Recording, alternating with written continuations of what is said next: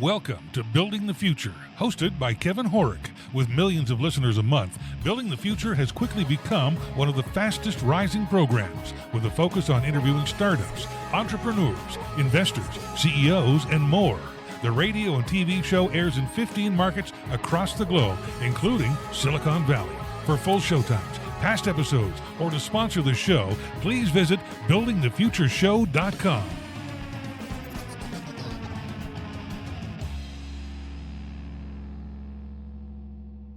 Welcome back to the show. Today we have Nihal Advani. He's the founder and CEO at QualSights. Nihal, welcome to the show. Thanks, Kevin. Happy to be here. Yeah, I'm excited to have you on the show. I think what you guys are doing is really innovative and cool. But before we get into that, let's get to know you a little bit better and start off with where you grew up. Sure, yeah. I grew up in Bombay in India. Oh, cool. Okay. So you went to university. What did you take and why? Yeah, so I actually came to the US, for college. I used to play tennis for India as a junior, and came to the US on a tennis scholarship, and Oh, cool. went to Arkansas for the first couple of years. I was doing business. Ended up transferring and finishing up at Stony Brook in Long Island. But yeah, I did business and specialized in marketing. Why? Because yeah, that's just where my passion lied. It's always been in the marketing world, and so that's why. Okay. Was there, growing up, like what got you passionate about that space? It's interesting actually. Growing up, all I cared about was tennis. I didn't even Okay. want to come to the US for college. I was, Oh, told wow. about things to do so because, we didn't have the money for me to go pro. And at the time, obviously, I wasn't so happy. But now I look back and it was the best decision ever. But when I came to the US and I was doing college, I didn't honestly really care too much about academics to begin with because all I focused on was tennis. But in my junior year, when I was at Stony Brook, I had my first real, because before that I just got all the core courses out in the first 2 years, and then when I transferred to Stony Brook, I had my first real business course, and that one it really inspired me. I actually followed Google. They make you follow like one company, Yeah. through that course, and I followed Google. Google was like up and coming at the time, and I was amazed by them, and ended up not only falling in love with Google on paper, I ended up actually applying for an internship and getting an internship at Google as a result of that. And so that's what got me into the whole tech and media space. Got you. Okay. So walk us through the rest of your career up until QualSights.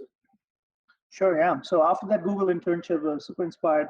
I ended up picking Microsoft though when I graduated. So ended up working there 5 years in a variety of roles. Started off with being on the live search side, which then of course transitioned to Bing, and then finished up as program manager of the Microsoft Media Network on the display advertising side. Um, Always kind of, even in my college days, was thinking about doing something entrepreneurial, but wanted to kind of learn the ropes first and kind of get be a part of a big company first before I did that. And so in 2012 is actually when I made the leap, and I transitioned into my own company. Okay. So how did you come up with the idea and what exactly is it? Yeah, so the original idea is very different from where we are now.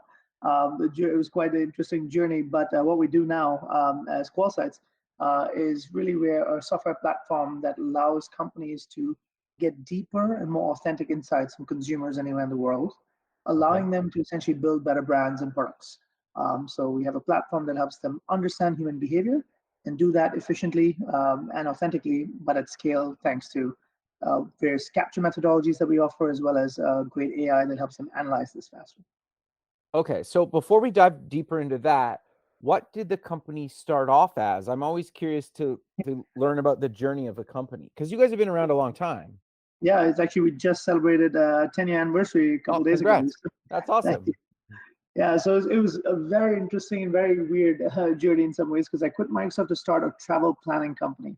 We were called Georama. We still legally are called Georama Inc. We're doing business as QualSights, ironically. But Georama was essentially a travel planning platform that helped consumers plan, book, and share their trips. So I was, very much, I'm a big traveler. My family's a big travel family, and kind of had a passion for travel, and decided to build a platform that did that and recommended destinations to go to. We had a whole recommendation engine to help you find where to go and then plan, book, and share your trip.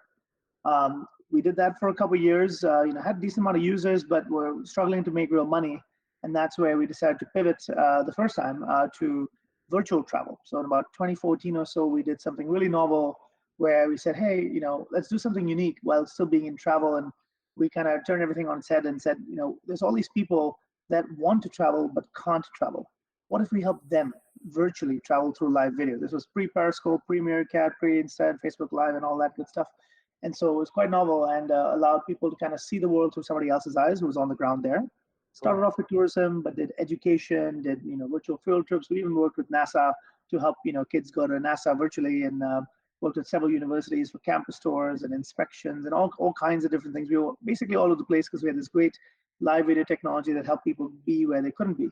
But what we found is we were trying to be jack of all trades, and we really wanted to kind of own one vertical. And so in 2017, we decided to get into 500 startups out in the Valley, and we used that program with a singular focus to find the one vertical that we could really kind of get into and own. And ironically, after doing a whole bunch of research, we found that research and insights is where we should go. And that's where we made, in 2018, the hard pivot to QualSights. Got it. Okay. So how did you decide, you said, but what made you gather enough data to say this is where we need to go? Because that in itself can be really scary and challenging to make that pivot, right? Absolutely, 100%.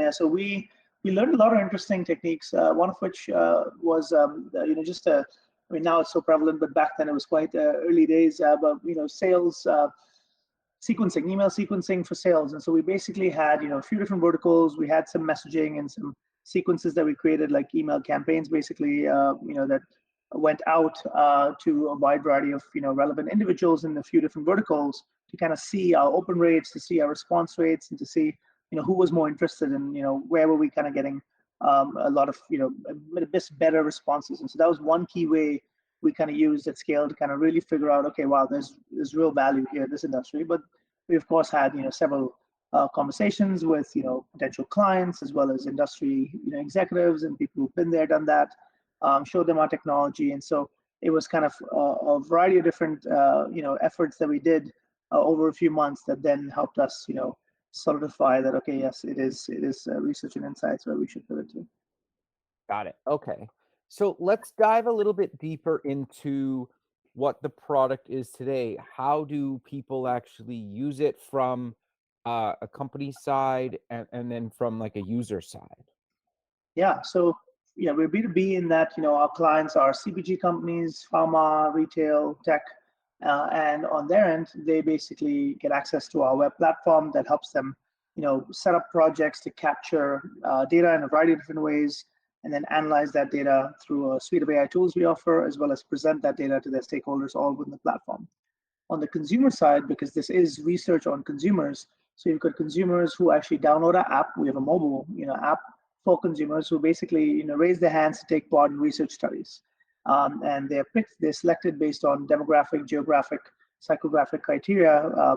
For every different project, there's what's called a recruiting screener, and we use that to find the prospective consumers for that project, and then they download an app and get in for that project, and they have a series of tasks and questions that they tend to have to complete as part of finishing that project. So that's how it works on both sides.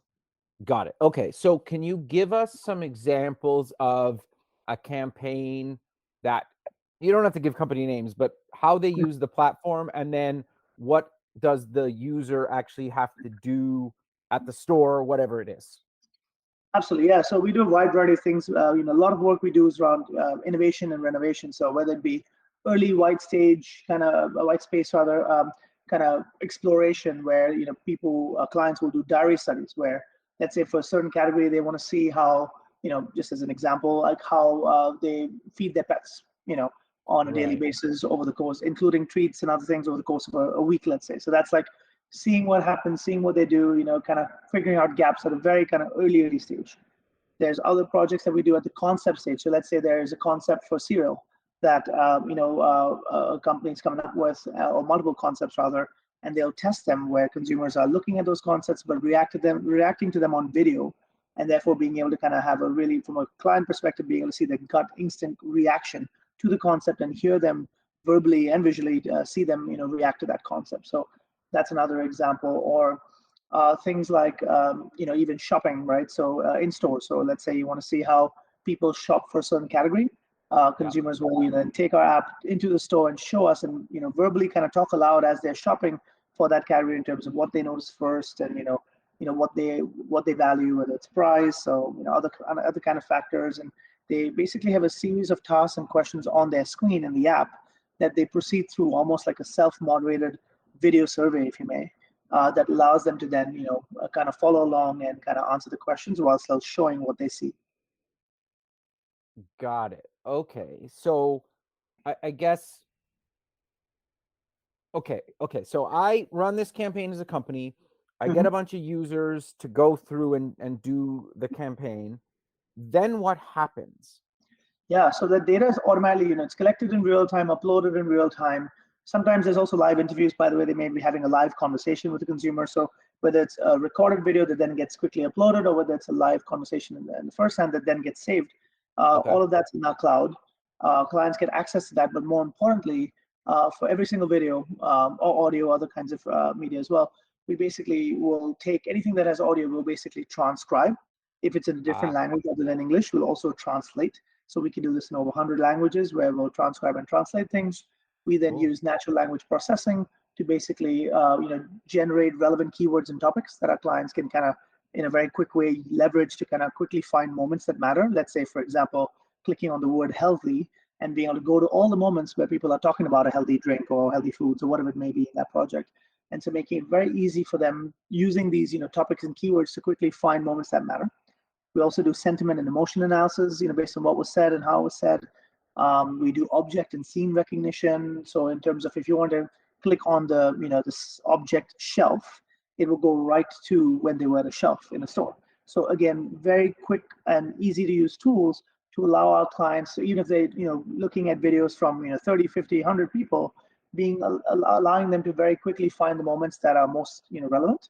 And that's what our AI kind of helps do. We also then have, of course, a presentation capability where they can simply drag and drop the clips that they think are most relevant. They create themes, because typically when doing qualitative research like this, you're basically, the whole goal is to kind of come up with themes based on the research and then present them somewhere. In the past, this used to be based on quotes, but of course, ours is a video platform, so it's very powerful, compelling, storytelling-based presentations and video reels, basically, that they can create using our platform. And it's just, you don't have to be a professional video editor or anything. It's a very simple, easy to use, drag drop, kind of system. Got it. Okay. So I'm a company. I collected this research. I did what you just talked about. If I Mhm. want to follow up with one of those users, do I have the ability to do that? Or sorry, like the people that shot that video, for example. Yes, you do. You do. And so as part of the platform, we have a messaging tool as well. So they may have, Okay. let's say, 2 or 3 activities that they complete. Let's say like an intro activity about themselves, where they're Right. using the selfie video to kind of answer some questions on their screen, to then maybe going in store and shopping for a product where it's the rear camera and they're kind of capturing that process, and then perhaps bringing a product home and unboxing and using it, right? So they could Right. have those 3 activities, and then when the client is looking at those activities, they may have sometimes follow-up questions for them. They can easily message them at any time within the app and ask them questions. Got it. Okay. And so I'm curious then to dive a little bit deeper with maybe some more kind of concrete examples, just so if any companies are listening out there, like, can you maybe give some idea examples? Like, and I guess the simple one that I would think of is like, if they launch a new, I don't know, like drink, for example, in like a Hmm. can, that like you say, go find this in X store and tell me how quick it was, or how quick it was to find it, or how easy it was, and then their thoughts on the packaging. Is that the kind of stuff that you guys are doing, or give us some maybe examples like that? Yeah, all kinds of stuff. That's definitely one example. So I'll give you like a kind of a case study, if you may, Sure, that's without great. sharing client names and everything. But there's basically a global, manufacturer of shampoo, Okay. one of the top, shampoo providers. And for their anti-dandruff shampoo, they basically, where they had one product, right? So they just had one product, and they realized that there was perhaps potentially a need to diversify that product in that having like a version or flavor of that product for heavy dandruff sufferers and also then for light dandruff sufferers. But they always had just one product, and it essentially had only one messaging, one packaging. And so they sought to use us to kind of figure out how do they, you know, have the right messaging and the right concepts for those two different groups, the light dandruff sufferers and the heavy dandruff sufferers. And so what they did was they essentially recruited a bunch of consumers. I believe it was like 30 each in each group. And over a course of about a week, they basically did a diary study with our platform where every day these consumers were asked, anytime they had a flare up of dandruff, they were asked to kind of record a video, kind of talk about what happened and how they're feeling. They also had a variety of other activities just to understand their homes and their own, behavior. So they did activities like, show us all the products you currently use, for your hair care routine. This client had, and any client for that matter, it's you can't be in a shower, right, with the consumer. Right. So the closest next best thing was our app that allowed them to actually have just the audio on and actually talk about, their routine while they're in the shower, right before and right after. And so that got them as close as possible to being in the shower without being there, without obviously having any kind of video. But that was another example of an activity that they did to kind of understand someone's routine. They then, based on this data, actually had a couple concepts that they quickly iterated on. And for each group, they kind of gave them a few concepts in terms of, what the product would do and what the messaging was. And these consumers then reacted to that concept. They got the quick feedback from those consumers, and very quickly, again, were able to iterate that and have a next set of concepts that they had them react to a couple of days later. And through that process, they essentially were able to not just understand the differences between these two user groups and what matters to them, but also be able to kind of really be able to fine tune the right messaging and the right packaging for their products to better tailor them to those target consumers. And we're able to have a very successful launch thereafter. Got it. No, very cool. I think that's really fascinating to be able to, because you're right. Most brands can't get in somebody's home and get that kind of live. Well, I guess when they probably consume it, it's not live, but it's live feedback while I'm using the product that can be watched later. Exactly. Yeah, if you think of traditional quality research, it was always, getting people to a central location, like a focus group room, essentially, and having them kind of talk about stuff. But while that may be fine to understand perhaps your brand preferences or something high level, it's a really poor way to do behavior because you're basically relying on recall. It's like saying, hey, Kevin, when you went to the store last week to shop for groceries, what did you notice first? And you have no idea because our mind doesn't save that kind of information. Versus with our platform, what they're able to do is tap into consumers as they're doing things in the moment, whether that's cooking, cleaning, shopping, eating, whatever it may be, and truly get in the moment insights, contextual insights, and get a video of it happening in that consumer's natural environment, which is much more powerful than you're bringing them into a room in a focus group somewhere. And so that's really what we are, helping our clients and just the industry in general kind of move towards is to deeper, more authentic, and more contextual research. No, that's fascinating. And I actually think the other thing that just in user testing and stuff that I've done in the past, when you have the video of somebody shopping, for example, just because they're saying something doesn't mean they're actually doing the same thing. And I always find that really, really useful because they can be like, yeah, I found your product right away. And they're like shooting it. And you're like, that's not the product at all or whatever, right? But it's fascinating to get that data because if they screw that up, other people are probably doing the same thing and then you can fix it, right? 100%. Absolutely. This happens all the time, right? So having someone say something, someone may think they do something a certain way, but when you actually watch them, they don't even realize that they're doing it some other way, right? And so being able to see there's no better way to do research than to actually see it happen. There's many surprising, insights that can kind of come out of that where people say something, but when you see them do it, it's definitely different. And, that's where the whole point of research is to be able to kind of really get that real contextual stuff. No, that's very cool. I guess just quickly, congrats on being fastest growing company in Illinois and the 4th in the Midwest region. I think that's awesome. Good job. That's awesome. Thanks so much. Yeah, we were really excited by the Inc. Rankings we got recently, and it turned out we are the 4th fastest growing company overall in Illinois. fastest growing software company in the Midwest and fourth fastest growing software company in the US. So we were Wow. like super delighted. And then just a few weeks after, in fact, a few days ago, we got a Financial Times ranking, in the America's fastest growing companies list, and that's across North, Central, and South America. And we ranked 57 across the entire Americas, one ahead of Zoom, which blew my Wow. mind. Yeah, that's And awesome. Congrats, 12 man. That's huge. technology. So we've been really pumped with these recent rankings. That's awesome, man. Good. That's great. Thank you. So I want to dive a little bit into, you guys also offer a video feedback kiosk. What exactly is that, and how does that tie into everything we've talked about so far today? Yeah, that's a kind of newer thing. We actually kind of scaled that back during COVID, obviously, because people don't want to touch screens. But now we're Yeah. bringing that back a little bit. But it's a newer thing. It's right now just a kind of beta. But what it is kind of typically what we're doing, of course, is mobile app based where consumers can take the app anywhere, and of course, therefore it's whether it's in home, in store, wherever it may be. And this is used by CPG, pharma, etc. But in the retail world, there's an interesting opportunity to actually piggyback off of the consumers that are already in the store, the foot traffic that already is there. Where imagine like today, if you notice, like sometimes you'll have these stores that will have on the receipt, maybe text us for feedback or some sort of simple way to kind of get feedback, which Yeah. most people obviously don't even notice.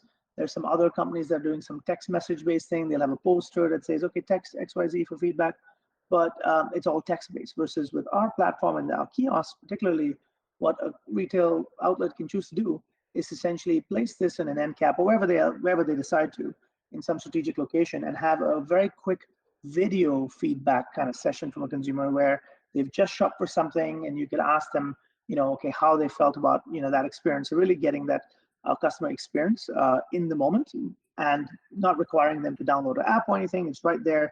And in exchange, allowing the consumers in the store to actually get a discount on their purchase. So it's a kind of win-win situation where the retailer gets feedback that they can use and even share sometimes with their brands.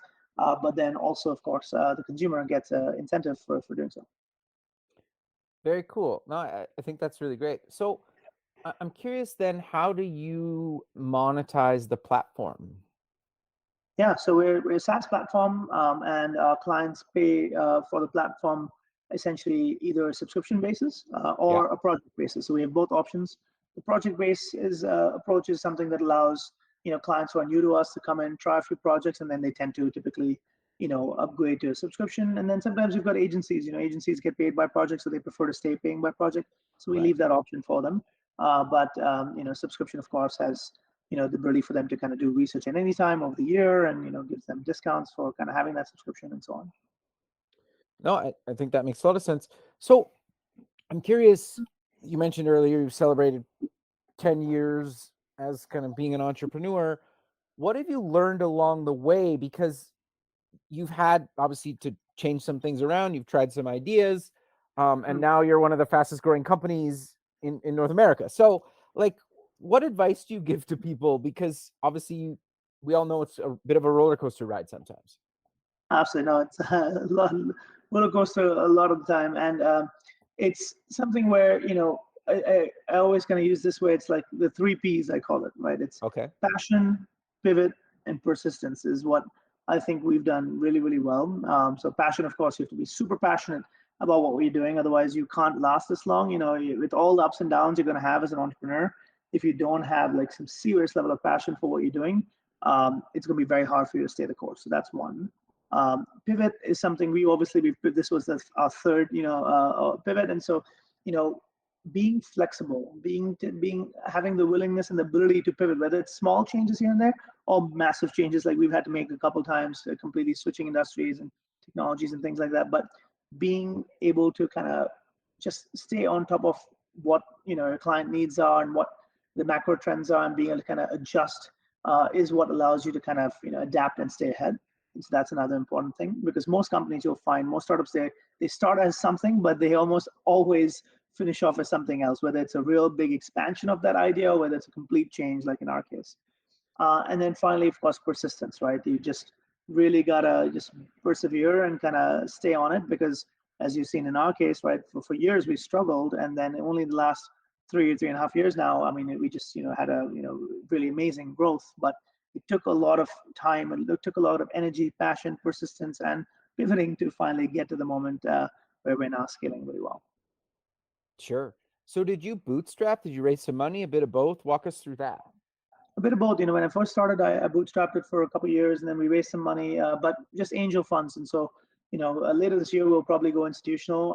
But otherwise, we've just had some angel funds over the course of the last 10 years in bits and pieces, and we've been kind of really fortunate to have some amazing angel investors, on our team here. And so.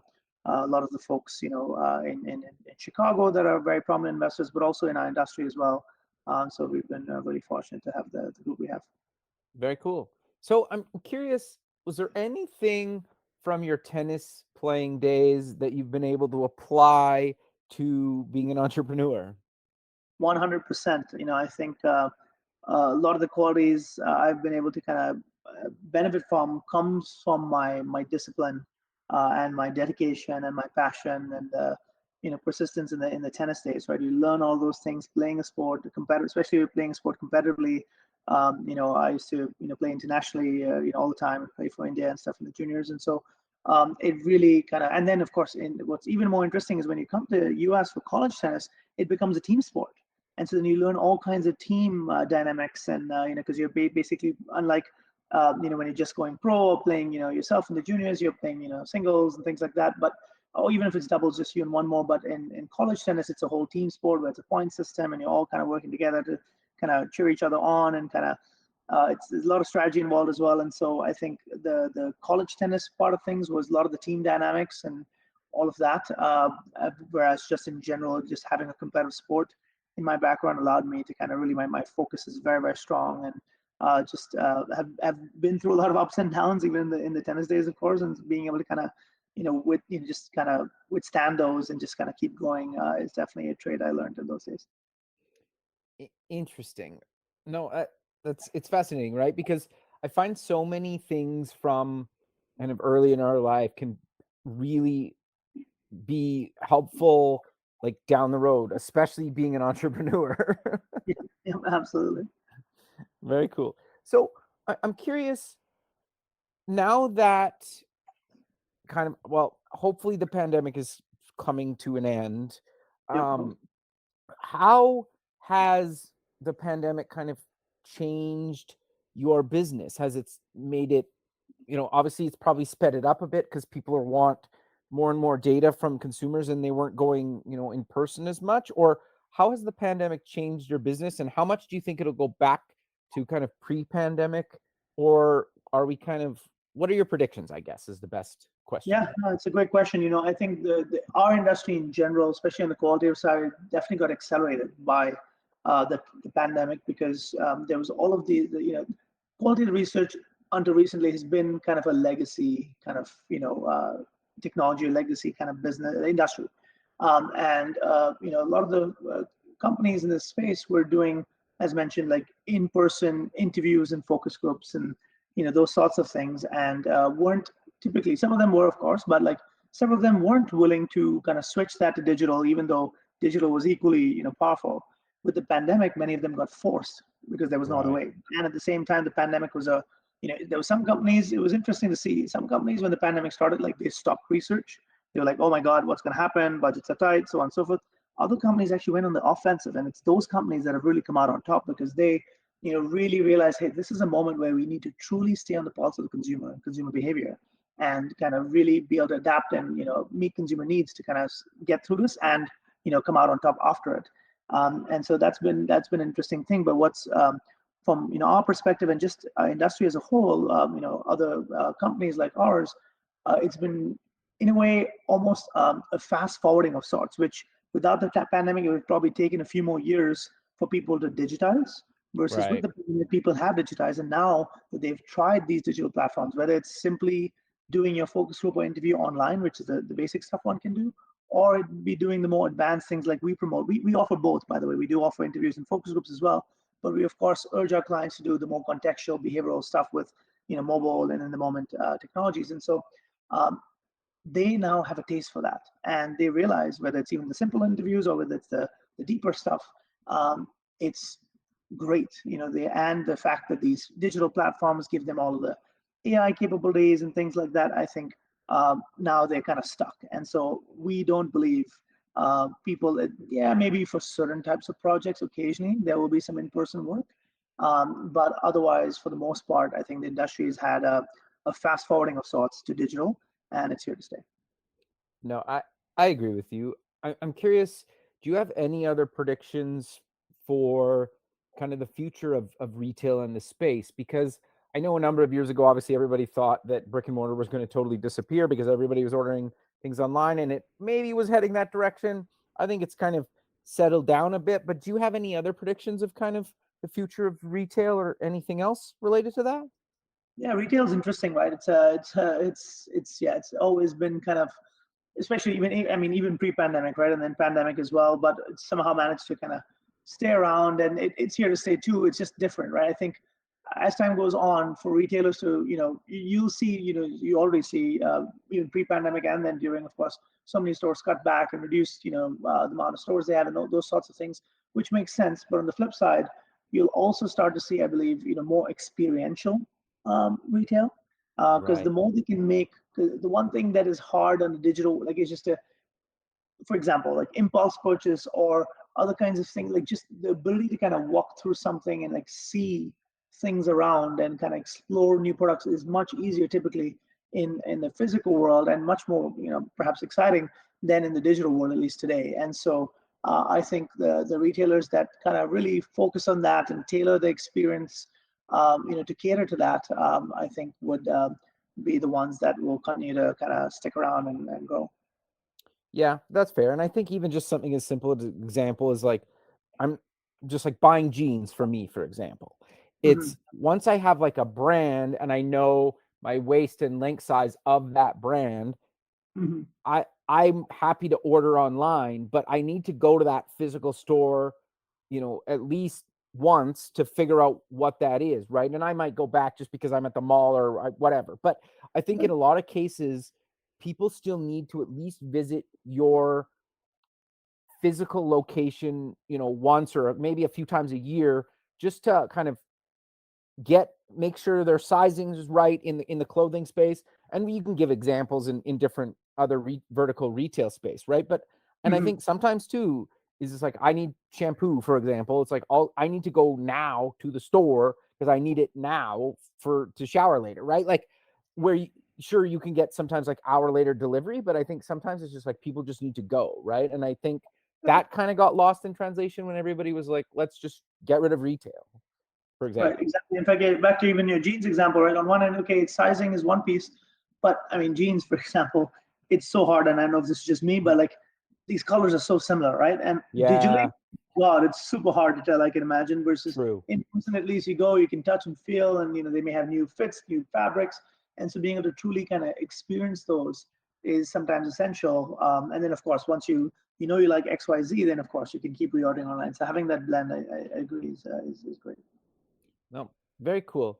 So I'm also kind of curious to get your thoughts on you've been in this in different spaces as an entrepreneur, and you've obviously been able to pivot like we've covered throughout the show, but how did you know, or what advice did you give to people to actually go for that pivot? Because it you have this idea and you love it and you want to keep working on it, and you might have a bit of traction, but it's just not enough to keep kind of going.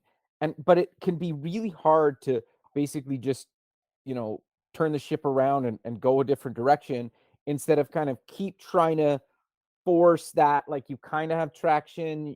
Do Mhm. you know what I'm getting at? 100%. I have faced this a lot. I mean, it's a very challenging thing, right? Like, if hindsight's 2020, Yeah. looking back and be like, oh yeah, we could have cut this short, done this thing, gotten here faster.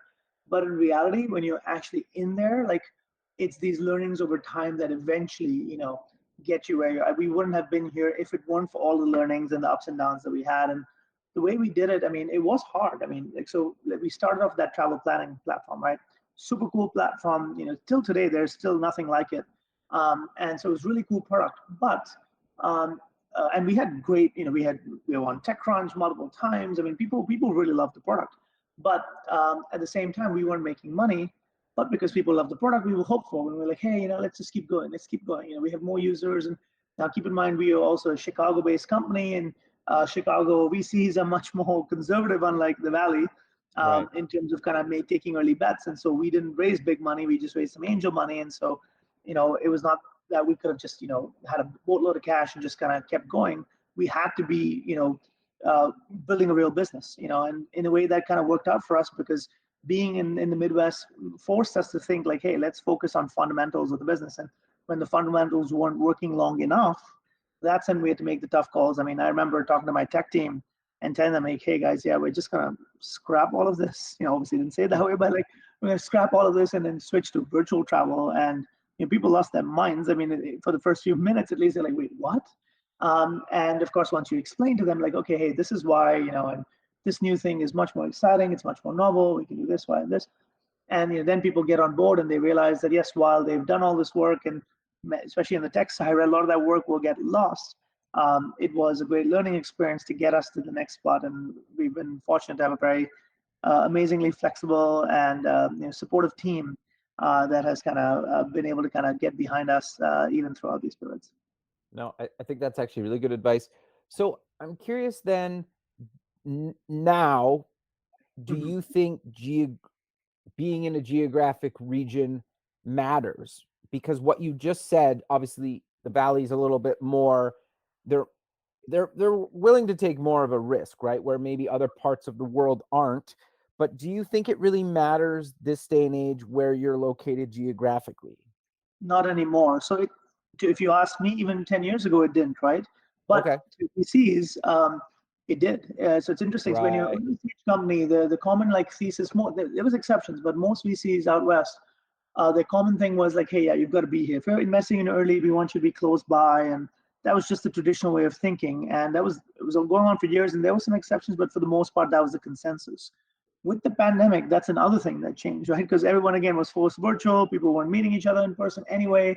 And then they realized, yeah, this Zoom thing is not so bad, right? And so with that, I think more and more funds have started to realize, hey, I mean, even just the macro trends with globalization and things, they having China funds and India funds and kind of doing all of that. And of course, they have teams there.